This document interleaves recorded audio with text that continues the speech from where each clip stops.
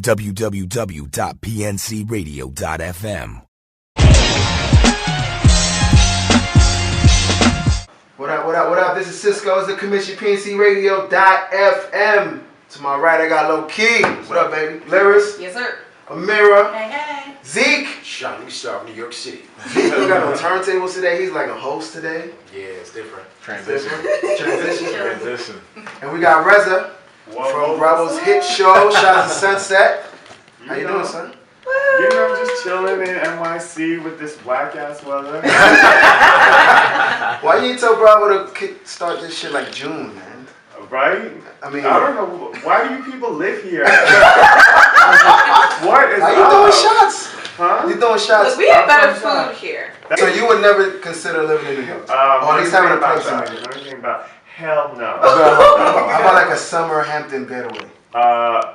Hell no. It's taking 5 hours to fly here to go somewhere in the Hamptons when I'm in the most beautiful city in the world. Oh, here we go. Oh, God. So tell us about Shahs and how did it get started? Who did Bravo come to you guys? Who went, like, how did that whole thing start? So my girl MJ calls me one day and says, hey, you know Jesse and Marissa? I'm like, yeah. He's like, well, Jesse's throwing around this idea of pitching a reality show based off of Persians. You know, he's never been around Persians. He thinks we're crazy, we're rich, we're this, we're that. And I'm like, okay. And she's like, well, he's coming over here for a glass of wine. Come over. So I went over there. He came over. Cut to, he's like, I want to shoot a little sizzle reel, and I want to pitch it to Bravo. And literally, just like that, a bitch is on a reality show. Were you afraid that too much of your life would be exposed when you did the show, or were you fine just bringing it all out? Good question. He deserves a raise. So, I honestly, I didn't think anything of it. I didn't know if it would go anywhere or not, but I thought, you know what, let me use this platform that I have. And if I have 2 seconds with this platform, I want to talk about homophobia in the Middle Eastern community, and maybe, because I have friends that committed suicide, you know, when I was growing up, and a lot of people were afraid their parents wouldn't accept them and stuff, and some people didn't make it. And I thought, if I have these 2 minutes and I can talk about something and maybe it'll impact someone's life, that will be great. And I will feel like, you know, my work is done. So you were set out with a mission to... Mission. Okay. And you know, when a bitch is on a mission, you can't say like, let's talk about these things here, but we can't talk about this, that, and the other.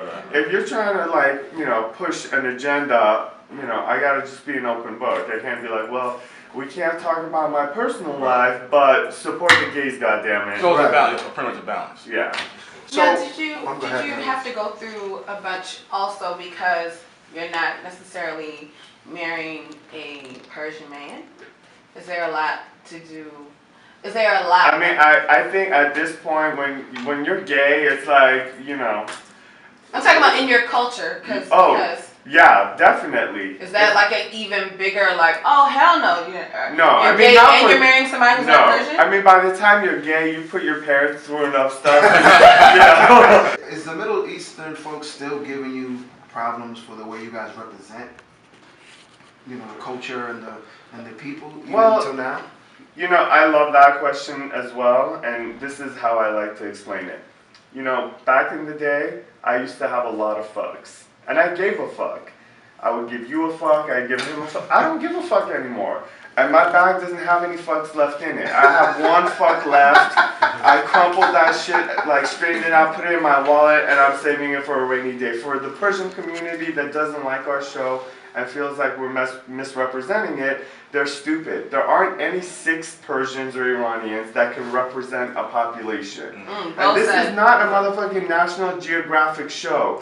It's a reality show. On Bravo, it's about fun. You know, I've lived in this country for over 30 years. The only representation we've had were terrorists on, you know, in the movies. So it's like people watch the show now and they're like, oh my God, Iranians don't want to blow everything up. They're like us. They're about family, good times, food, culture, Alcohol. So it's almost like a normalizing.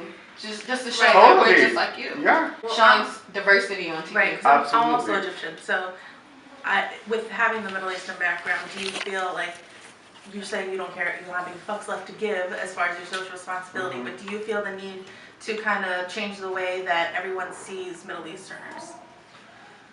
Like, I think, again, with Middle Easterners, there's so many countries in the Middle East and there's so many traditions and stuff.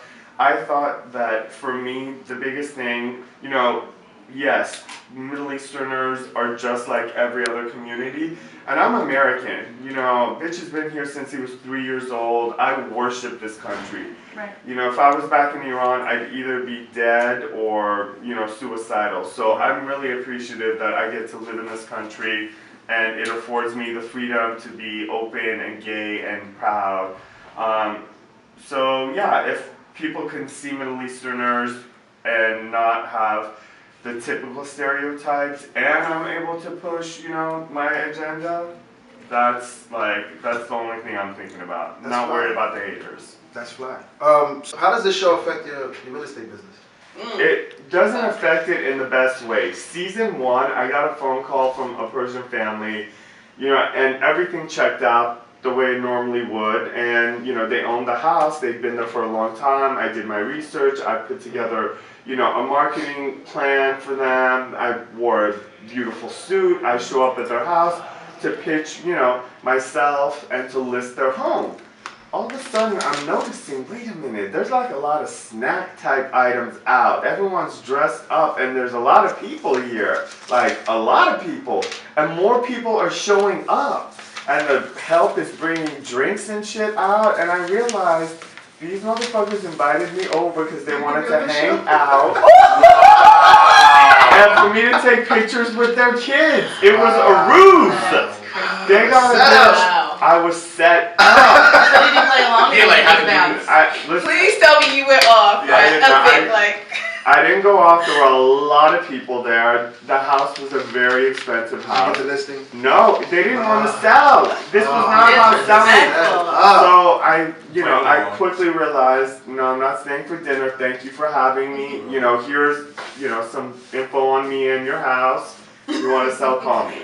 They never called him? Wow. No. So, And in the meantime, that house never went on the market, and it's like 4 years later. So it wasn't that they didn't hire me; they were not interested. So are you still kind of grinding every day in real estate, or are you kind of taking this platform and going in a different direction? No, this platform is unstable, and it's a gift, and it can go away at any moment. And if you want to keep wearing watches like I do, you gotta have a job, that makes money. Humble stunts. So, no, I go to the office every day, so we're doing our rapid fire. This is where we try to trip people up. We get Bring it. Oh, see, I like that. I like that enthusiasm. All right, so here's your rapid fire. Yes. When was the last time you thought about being single? On a daily basis. Okay. Your most annoying reality star on Bravo? Nene Leakes, she's a moose. I can't stand Celebrity crush? it. Ryan Gosling. Besides your show, which is the best show on Bravo?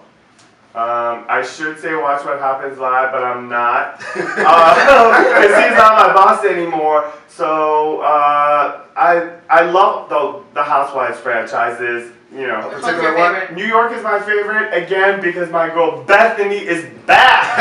Bam! And last one, if you Did had I to mention kick... Nene's a moose? Yes. Oh, okay, sorry.